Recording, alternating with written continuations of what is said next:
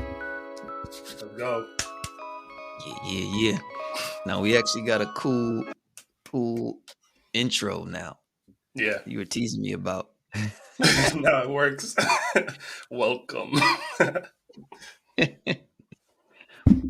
welcome, welcome back to another episode of the Lightdrop podcast, where it's just two friends, two homies, two boys Boys. talking creativity and beyond. My name's Jamil. And my name is Jeff. So last week we ended the conversation talking about confidence, right? Like losing confidence, how that kind of happens. Yeah. And all week long we've been thinking about like how that translates to what you may know as the infamous Imposter Syndrome. Dun dun dun dun. Dun dun dun dun. Right. It's been on my mind all week because I actually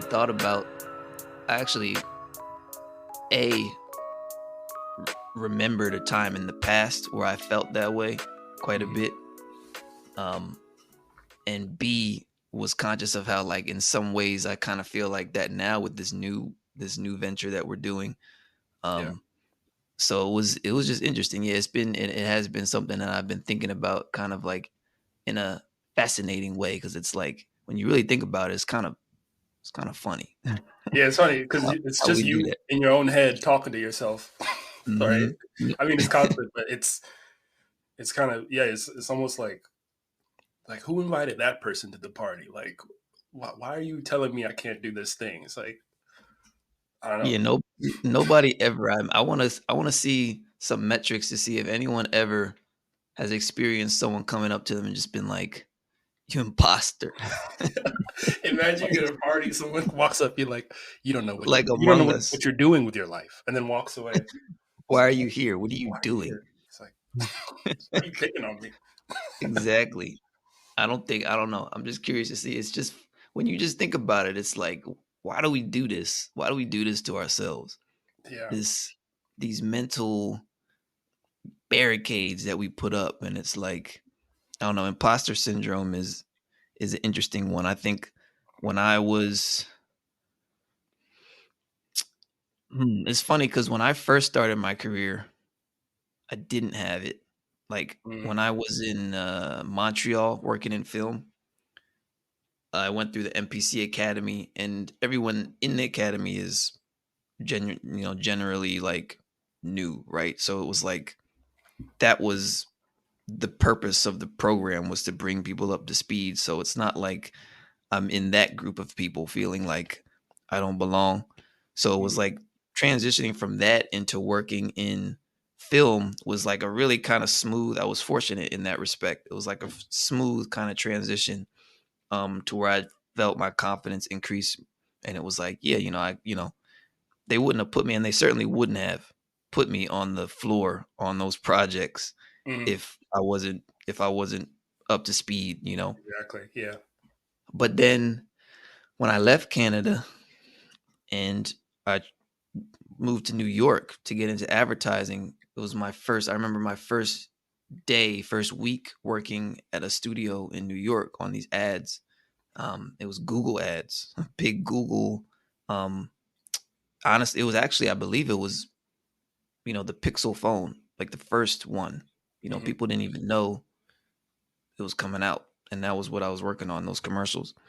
And it was there that I was like, oh, I was like the youngest person in the office, Damn. like by several years, and it was just Yeah. kind of like everybody, nobody's trying to look out for you. Nobody's like, people are just like, oh, you're here, then you must know how to, what I mean? This isn't Yeah. there's no Paint. interns around, like, Yeah.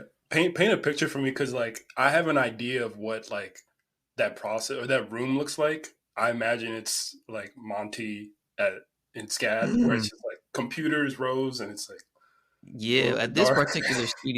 at this particular studio was very nice. There was like, it was just a whole floor of the building and open concept. So Mhm. yeah, like you said, just a really long kind of open room, with Gotcha. tables, with tables with computer, a long table with computers on both sides, and everybody's just working. Working on their stuff. Um, Yeah. um, yeah, and you've got the like the supervisors and um the coordinators and the directors have their little nooks, like Mm, in the corners kind of thing. But yeah, that's for the most part what most of the studios and offices kind of look like. But yeah, it was just I remember actually yeah. my very first day working freelance in New York was that day of that eclipse. You remember that solar I was eclipse? supposed to like see it or something, but I was just like, but Yeah, I do but I remember. mean, it was Yeah, you remember though, it was I like remember. the It was a first thing. one in like a bajillion years that Yeah, actually like happened across North America kind of thing. yeah. So like people weren't even working. I got there the first day and nobody was working. Everybody was handing out those little glasses so you could like I'll look up. look Yeah, at, go to the roof and look at the eclipse when it happened and everything.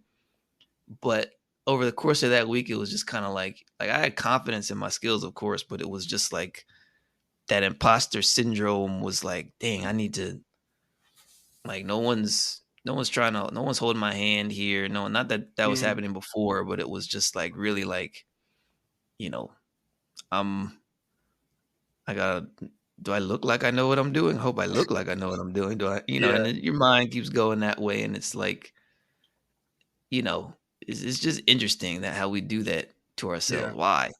And with that, I don't.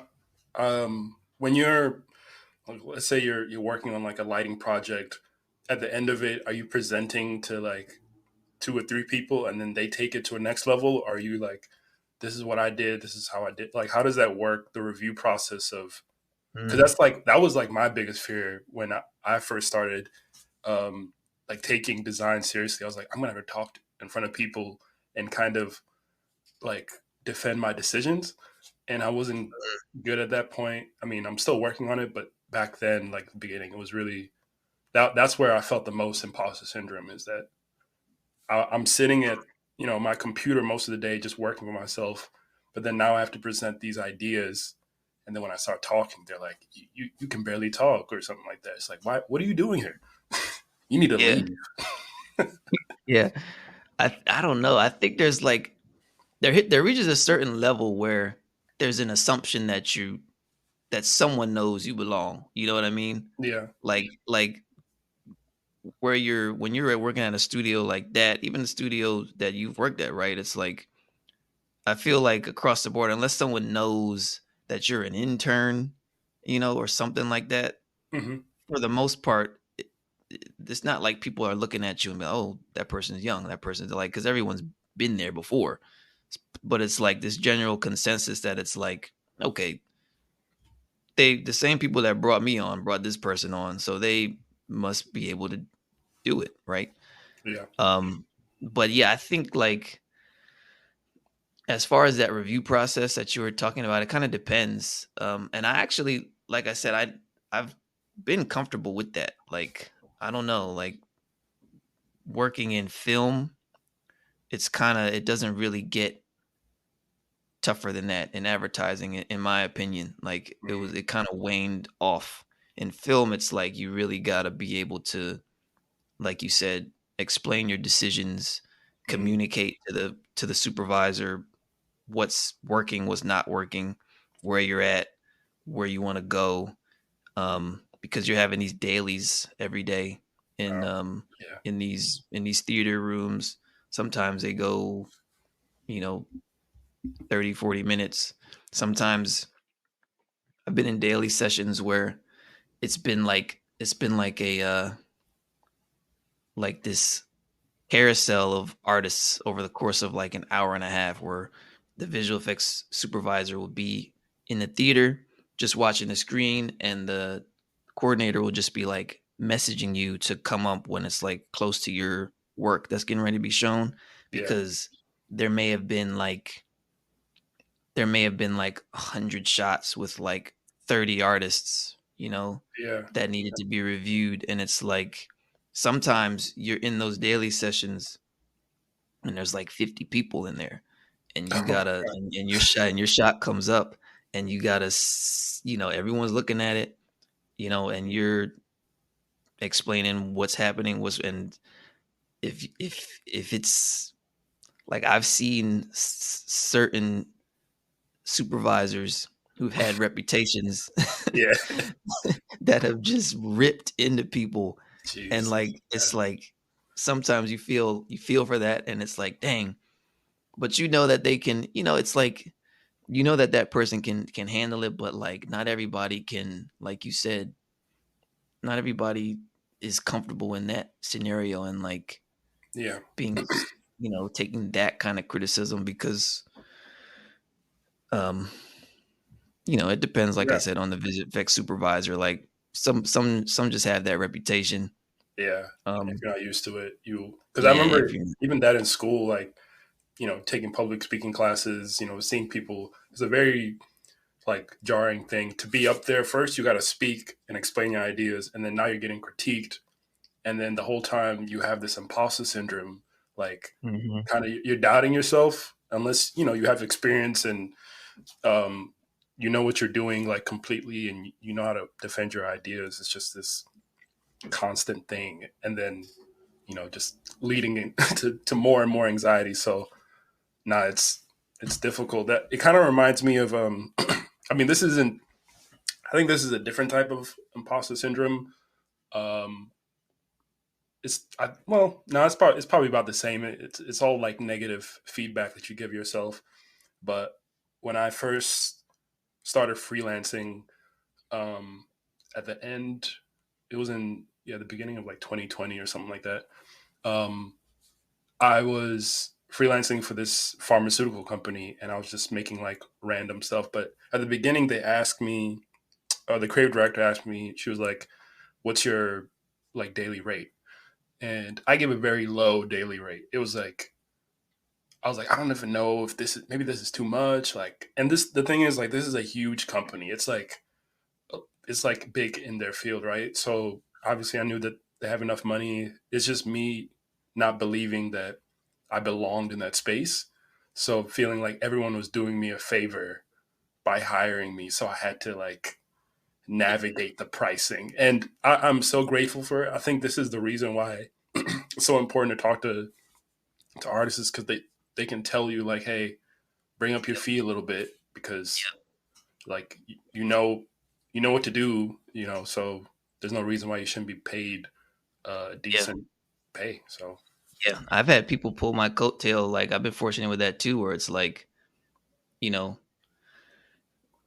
if someone who's more senior that's working with you, kind of like, you know, sees that you're capable, certainly capable, and you're doing the same stuff that they're doing, but you're junior, right? Like you're mm, or mid, right? Like you haven't been around as long, and you may not have the same confidences from the standpoint of, like you said, rates and everything. It's beneficial to them to like to school you on that stuff, because the last thing you want is to be doing the same exact to be yeah, working on the same exact project as someone else who's doing the same work as you, but that person is getting paid half, yeah, because they didn't know to raise their rate. Because now yeah, all of a sudden that's taken away from them. It's like I don't want you, I don't yeah. want you undercut me, because then they're gonna like, if you're good enough, they're gonna come back to you And be and like, why not. can't you bring down your price? Yeah, exactly. Yeah. So it's like, but yeah, I think like you said, that the biggest part of the imposter syndrome is like comparing yourself to others, because I think where I felt it the most was when I really started working with people from the Mhm. standpoint of like the whole package, just like technical skills, creativity, like as a lighter, and knowing colors, and just being able to put together a really nice render really fast, being able to communicate that technical skills to like fix things and all of that, Yeah. and just like they were just good. Hmm. And then I would look at them and just be like, dang, like I'm trying to be like them when I get quote unquote older. Like, Yeah. but then you start saying like, am I, you know, is my rate too much? Am I? And it's interesting that rate thing because it's like your energy is literally attached to your rate, that Yeah. number.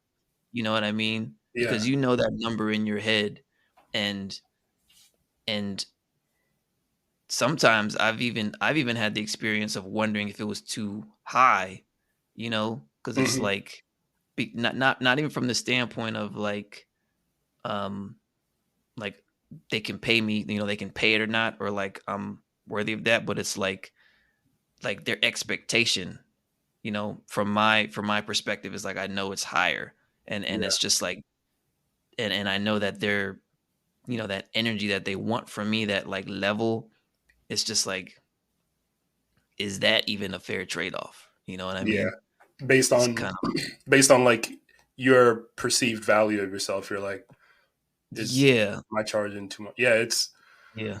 man, it's difficult. I feel like that's also another thing that leads to that imposter syndrome. When you charge a little bit less, um, you like I think you can end up becoming resentful because you're like, I'm working hard, but this isn't panning out, and the only difference that you have to make is to start charging a little bit more.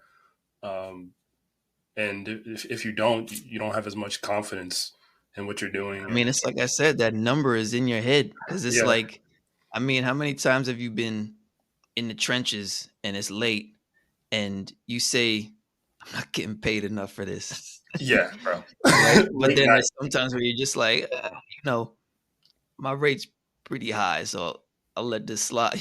Yeah, You know that's what I mean? true. Like what they're asking from me, it's like you being conscious of that exchange that's happening from the standpoint of what they know that they're giving you and what's required to like come back.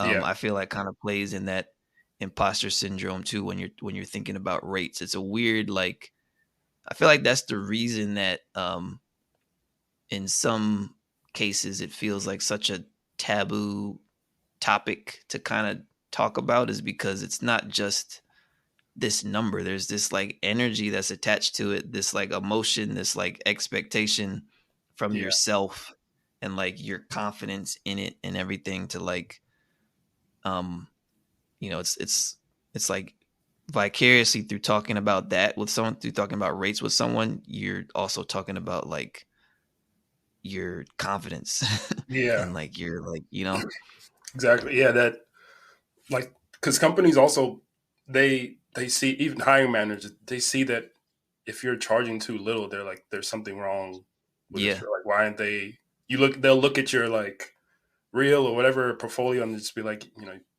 why did you something's charge more? off. Like something's wrong. Yeah, But nah, I've been this like value and um, thinking about my rate and thinking about imposter syndrome. I think for the last, I'll probably say like a year and a half, I've been following this guy, and he'll just send me like newsletters every once in a while talking about why uh, like hourly base rates are bad for designers or even just artists in general. Um, and since I've been doing that, I've been kind of rethinking what it means to charge more.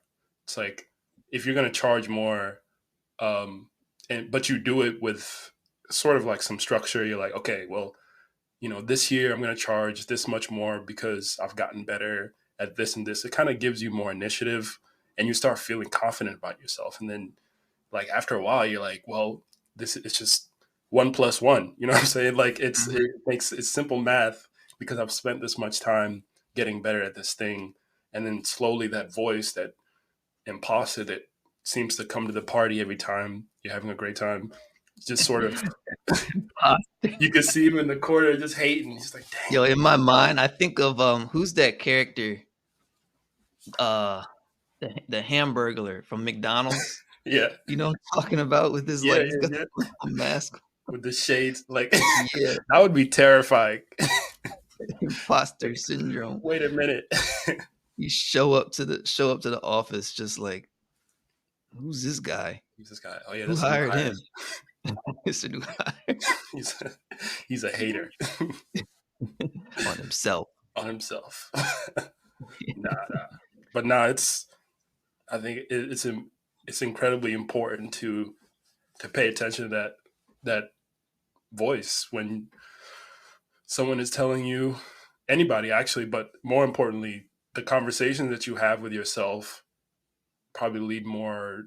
Um, they can either do more good or harm than you actually know because you're constantly just. I mean, it's right there.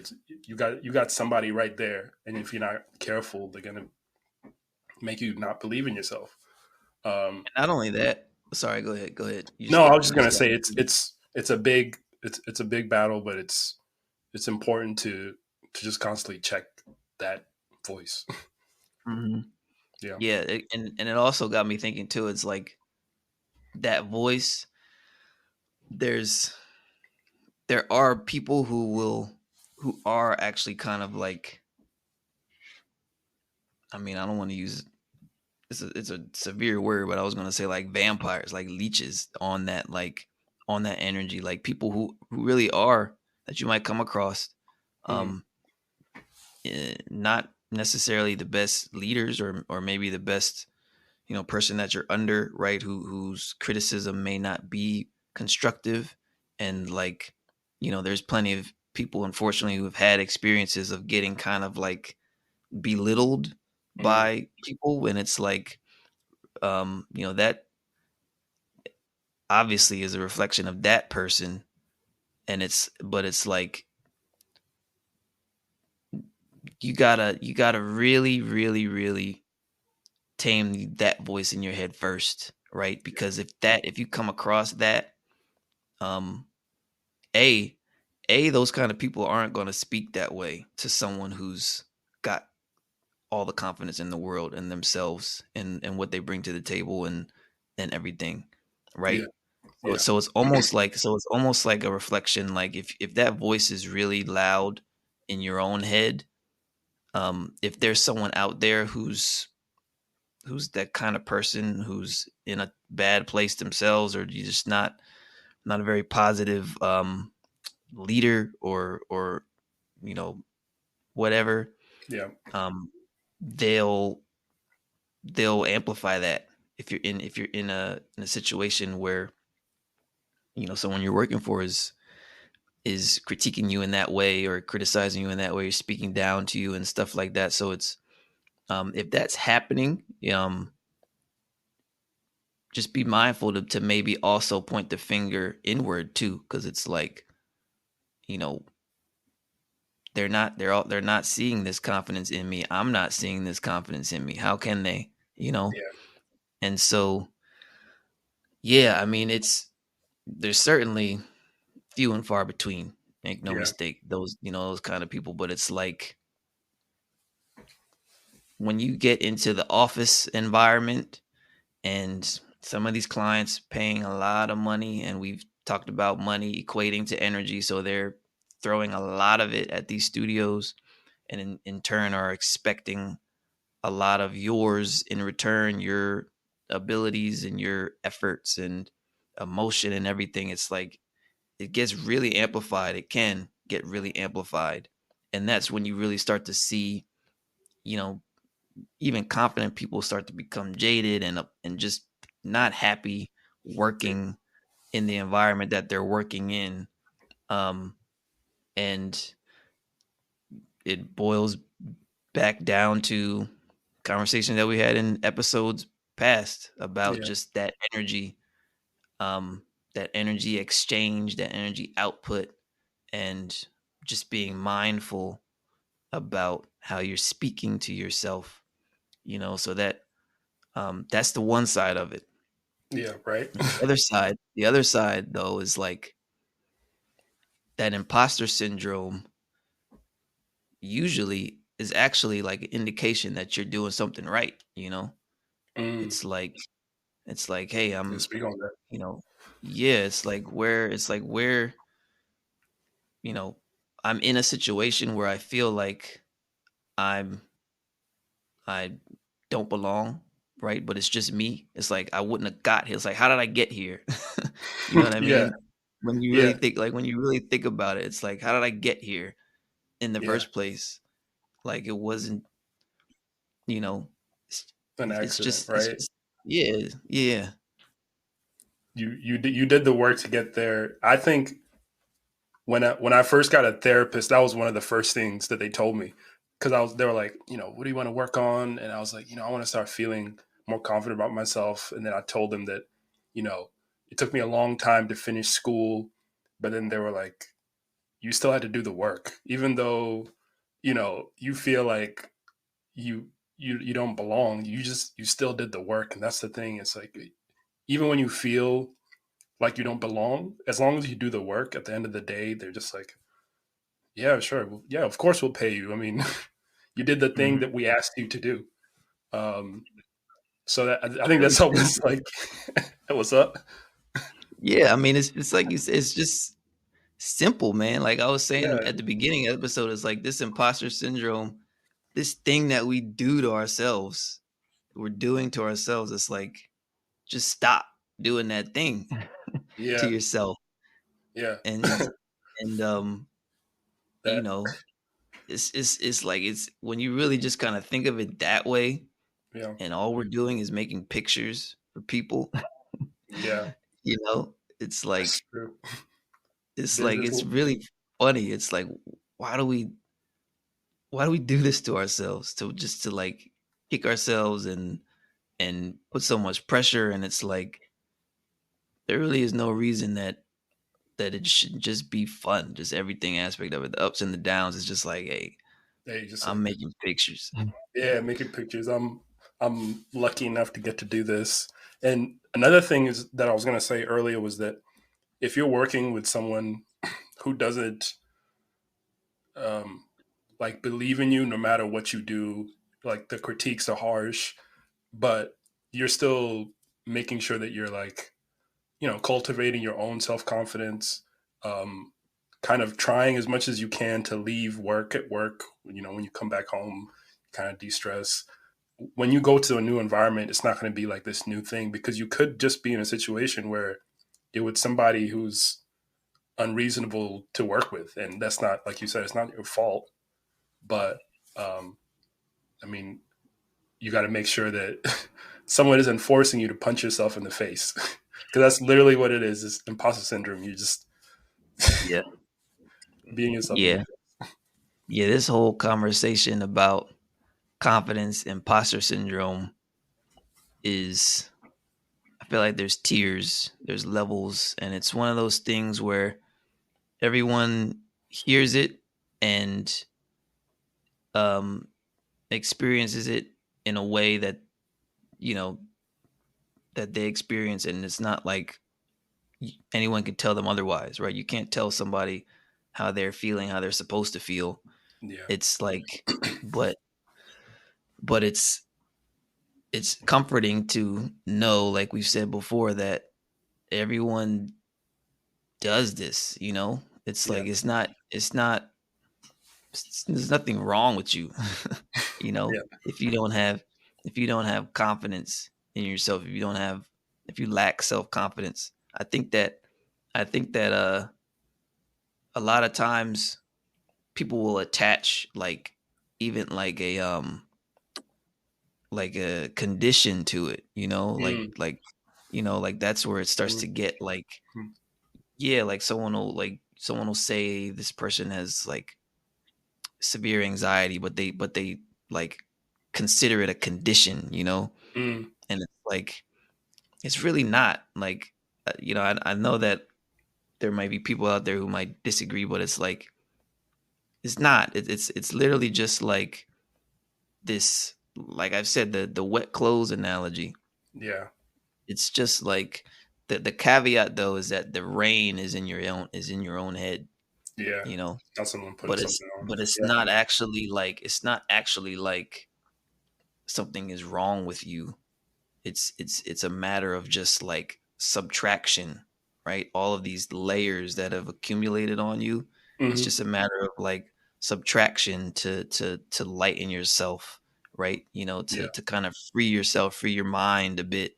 It's not this like this thing that's, like I said, that's wrong with you, like if Yeah. you were missing a foot, yes, you have you only have one foot One and you're foot. at Yeah. this like disadvantage when it comes to running, right? Because you only have one foot. Yeah. But with this, it's not the case. There's nothing like you're not at a disadvantage, with with any of this stuff. There's nothing wrong with you if you don't have self confidence. Yeah. Um, And it's just something to work on. now, I I think you and I are very similar in that way. We're basically, I think we're pretty positive people. We have this kind of practice of positive self talk. Was there ever a time where you were like, I don't, like before you got your first job, before when we first started SCAD, was there a time where you also had that imposter syndrome before you even got started at like school? Because with me, I didn't have imposter syndrome necessarily when I went to SCAD until like I actually started getting in my classes. I'm like, wow, these people are really good. Um, but how did you because in order to like finish school, you have to constantly be telling yourself that I belong here just to get through the finish line. So like, what did you do um, to like navigate that imposter syndrome early on? If you experienced it, I don't know if you did in school. No, Like, honestly, like I said, well, I mean, I feel like there's levels to the imposter syndrome. Like, an imposter syndrome. Like I said, every time I say it, I get a mental image of the Hamburglar. yeah, Like, it's kind of a funny word, isn't it? yeah, like the Imposter. imposter syndrome. It sounds like something that was made up like in the 50s. Like, Yeah, like you know, yeah, like this word. Yeah, like it wasn't even a word. Like, and then someone yeah, was just like I don't know, yeah. whatever. But We'll get yeah, back I on honestly that. like I I really never like I said this before. I've always had like a lot of confidence in myself.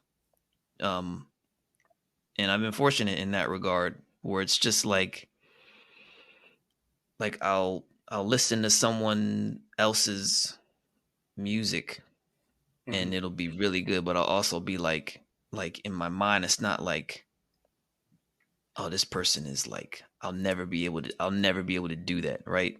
Yeah, Like that's never been something that I've said to myself. yeah. There's been times certainly where I've been like, dang, this person is like, do I like am I doing enough? You know what I mean? Hmm. And that's like a whole nother side of things too, where it's like now you start to like push yourself towards being like someone else, like Hmm. that's Yeah. that's because you think that that's what you need to be doing. But like I said, that's a whole nother thing. But as far as like confidence in myself, I've never been like, dang, I could never do that. Like Yeah. that's never been like when I was at SCAD, there would be people who would be like in my drawing classes, for example, crazy good Yeah. drawings. And I'd just be like, I'm not mad. Like I'm looking at mine, I'm looking at theirs, and I'm just like, I'm not mad. Like mine is pretty bad, but like if I really wanted to like practice like that, I could do that. Yeah. Right. But I'm just like, it's not my thing, Yeah. and I More just kind of focused. leave it at that. Yeah. And the same thing has always been the case with, with music, visual effects. Um, I kind of left SCAD with a little bit of a chip on my shoulder in that respect too, because it's like, I had a bunch of um, classmates that had jobs and stuff already lined up out of Hmm. school, and I had never had an internship or anything. And in my mind, I'm just like, I could do like right now. You could swap me with any one of those people, and I could fill in and do like work at that position. You know what I mean? Like I had Hmm. that kind of confidence. It was just like I just didn't have the opportunity. So it was like that, but yeah, I've never really kind of experienced the imposter syndrome until it was like just getting involved with like quote unquote the big leagues where Mm, it's like, dang, like these people here that I'm working with are 6, 7, 8 years senior to me. Um, they're they're not, their patience isn't gonna be long. hmm. It's like if I've and then there's been times too where it's like, as a lighting artist, I render things and I hand it off to the compositing artist if the job is big enough to where those two roles are separate. Yeah. So there's been times where I'll like hand something off to the compositor and the compositor will just be like, hey, this is messed up. like like come on man, get it together. Like this is missing this and this. Yeah, yeah. And it's like, you know, and there's been times where I've been like, I don't know, man. Like you should have been able to like deal with what I gave you. But then there's other times where it's like, dang, like that was a little kind of like slip up. You know what I mean? Mhm. Like, Yeah. Nah, man, but it's an ongoing battle. I'm thinking about my mom. Um, she's always been like, super positive, and I think growing up, she would always, because I'm thinking like, how did I become like this? She would always like almost kind of give me like positive affirmations, like you have the ability to do this thing. And for the most part, I didn't believe until I found something that aligned with who I was. So like I stopped kind of becoming an imposter when I was like, oh, I can do this. Like, because sometimes that's what it is. It's not that you have this imposter syndrome or you're not good at what you do. It's just um, maybe you're not in the thing that you're either good at or confident in. So you feel like, oh, I don't belong. But once you find something, you're like, oh, I can, like you said, like I can reverse engineer that thing. I can make I can whatever be you really want. good at this. Yeah, I can move my hand and I can draw. Hmm. If that's something that you want to do, you pursue it. But now I'm grateful for having that like that experience of my mom just giving me positive affirmations, and I think it's guided so much more of my work than I even think about, because whenever I would like hit a wall, it was almost like my mom was with me telling me to keep going, keep trying, like come on. So that's like that's the power of having um like a kind of like a defense toward that um imposter syndrome, is that when you it might not happen next year, it might not happen 3 years from now, but eventually you're going to start doubting yourself. But unless you have either like things that you say to yourself, or you surround yourself with people who are positive that will tell you like, oh, you can do this, you can easily just stop believing in yourself. And it's just a downhill battle. Yeah, you know yeah. It's like that defense has to go up before you get to that point. You exactly, don't want yeah. to work on your defense once the imposter syndrome comes. It kicks You in. want to you want to you want to like you want to build a good like defense to that prior to it. I think my like and I know everybody, maybe not everybody, but a lot of people will be familiar with like um this example, and that's like um all of those Gordon Ramsay cooking shows. Yeah. Have you seen any of them Yes. at all? Yes. Yes. Yeah, yeah. So so one of my favorite, I mean, like he's been around for decades now, Yeah. but like his recent seasons, like the last like 6, 7, 8 years, like he's reached this point where it's like if you watch like some of his old stuff, like the early seasons of like Hell's Kitchen and stuff, for example, like his reputation wasn't like ever pervasive. So there was still plenty of people who were just like, who is this guy talking to Mm, me like this? You know what I mean? yeah. Like, but it's like this interesting dynamic now to where it's like it doesn't matter. It doesn't matter if it's like Hell's Kitchen or Master Chef or that Yeah. new show. What is it called? The Next Level Chef. next It's level. like Yeah. there's nobody on any of these shows now who's just like, who's this guy to tell me this? You know what I mean? Hmm. He's reached that point, and it's funny because it's like you can tell like obviously he has that reputation when he was like younger of just being this like really kind of abrasive like person that speaks to you in this certain ways Hmm. and blah blah blah blah, and it's like people would criticize him for that, and it's like, who is he talking to people like this for, blah blah blah. But like if you've seen his recent stuff and you've seen these shows, and it's like a lot of these shows are like, it's like they're cooking shows or cooking competitions, but I think people love them so much because the people that make it to the finales, to the end and stuff, it's like you see that it's like this confidence journey, this like Hmm. imposter syndrome. It's like every episode or every season, you can watch this imposter syndrome play out Mm. um in these people. Interesting. Yeah. And it's interesting because it's like, I mean, like we watch these shows um as people who don't cook, right? Like we're Hmm. not chefs and stuff like that.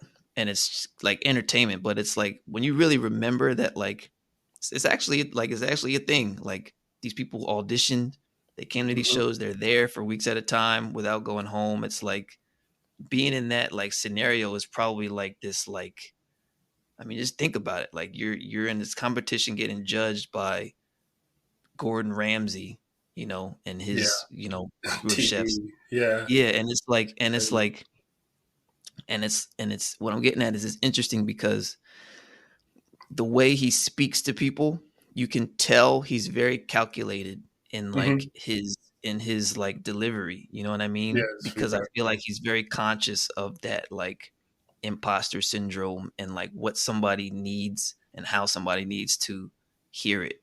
You know what I Hmm. mean? Yeah. Like there's times where he'll like, like he won't like berate someone who he knows isn't like ready to be like a head chef kind of thing. Like in Hell's Kitchen, for example, um, everybody there is professional, right? Supposed to be professional. So Hmm. he's much more like get it together, like what are you doing kind of thing. Yeah. But if you look at like Master Chef, it's like his delivery is like it's like when you watch enough of it, and I'm giving this example because like I said, everybody watches Yeah. Gordon Ramsay. Everyone like knows what I'm talking about. It's like really kind of pay attention to like the way he kind of delivers these criticisms and the way he talks to people, the way like the moments that he like really digs into someone versus the more kind of like nudging to like, hey, like you did this wrong, but like this is how it should be done kind of thing. Yeah. um and then in those people watching how that like from episode one where it's like, yo, I beat out all these people to get here in the first place. I'm cooking for Gordon Ramsay. And then it's like by the end of the competition, you can just tell that it's like, even from the viewer's perspective, it's like this person isn't just a home cook anymore. Like They're ready. Yeah. they're they're a good cook now. Like if Yeah. I saw this person in a magazine, it's like, oh yeah, that person is like, Yeah. you know what I mean, has gone through the gauntlet. So it's almost like how can you Hmm. kind of like gamify that in your own experience, like Hmm. in the creative industries, it's like, okay, I'm in this scenario where it's like I got here. Now it's like, okay, I can do this. I can do this. Like there's this next challenge that's coming. I can do this next challenge that's coming. Somebody gave me critique, and it's like, just kind of like Hmm. treating it like that yourself. It's I don't know. It's like a fun thing that I've been thinking about because I've been watching Hell's Kitchen over the Yeah. last No, several weeks. that's a good point because I've worked in restaurants before. I've worked in like award winning restaurants, and um, the kitchens get hot, man. Like people are yelling at each other when it's like peak hours. Everyone is trying to Mhm. navigate, and it's interesting because when we look at shows like Hell's Kitchen, we just see this man yelling at these people, and we're like, why is he doing that? But if you've been in the kitchen, you know that there are crazier chefs who will throw stuff at you, and you literally have to yell at each other because there's so many things happening. People are running food, um, and everything is kind of almost finished, but you gotta finish up. And at the end of the night, once everything is done, you get a drink together and you're fine. But that's kind of the nature of like you have to yell at each other in a restaurant. Not you don't have to throw anything, you don't have to beat somebody down, but it's kind of getting people to go beyond what they're because it's not when you're cooking especially in a busy restaurant, you're not just sitting there for the whole 8 hours or 12 hours, whatever, just calmly cooking. People are constantly requesting food, and if you think Gordon Ramsay's harsh to those chefs, think about the customers. Like they're like watching them. Like people will get upset if you mess up their food. So the fact that even just you bringing that up, um, is something that I didn't think about much, is that he's preparing them for the next level of themselves, is that you know you should be able to handle this because somebody else is going to yell at you and it's going to be your business, it's not going to be the show or whatever. So it's a good point because it's sometimes it's that's just the way it is. But to your point, that is a great way to learn how to use that to your own advantage. Like how can I either like take criticism a little bit better or just understand that uh, in order for me to believe in myself, there's going to be um, some imposters kind of coming in and talking to me, but I have to get to the end of this show, this journey Okay. per se, like the next phase or whatever. Hmm. uh, Yeah, like make it fun. It should be. yeah. Make it fun. Think about like, hey man, I'm feeling like I don't belong here, but how did I get here? It's like Hmm. you can have the conversation that you have with yourself. If it's not one thing that you're beating yourself over, it's just gonna be another thing. Yeah. So it's like these, it's your words. You can tell yourself anything you want to tell yourself, Yeah. you know? It's like you're in control. Like you're Yeah. always in control. It's like, oh man, the situation I'm in is like, do I belong? Oh, wait a minute, yeah, I belong. Let me show these people like blah blah blah. Like Hmm. make it fun, man. That's what it's like. Make it fun in your head, Yeah. you Whatever know? you got to do to Yeah. get it done, because sometimes that's what it Mhm. is. You just like you're just battling yourself to get something done. So that's another tool, is that you have to have some sort of defense, and adding a game aspect to it would be interesting because you're like, oh well, that's fine. Like I lost 5 health Yeah. points today, but I still got like 200. you know? Yeah, I still got like 200 and they'll Yeah, regenerate. I just gotta get some five guys and I'll be straight. yeah. Like, And something I always try to remind myself with everything, whether it's you know relationships, ventures, art. This is my first time doing this thing. This is my first mhm. time pursuing this career. This is my first time in this day. It's like, how can I be so harsh on myself if I've never done whatever it is I've done before? Because that would be Not one only thing. that, Whether it's like you've done it 1,000 times and then you still feel like, oh, I don't know how to do this. If it's your first time, you need to yeah. be kinder to yourself. That's all. Mhm. Yeah. Yeah, dude. Yeah, and it's like, yeah, man. I don't Yeah. know. I think that it's like it's important. It's Yeah. just like everything else. Everything else is it's all up to you Yeah. to work on and yeah, man. So, Imposter syndrome. because there's the Hamburglar in the corner.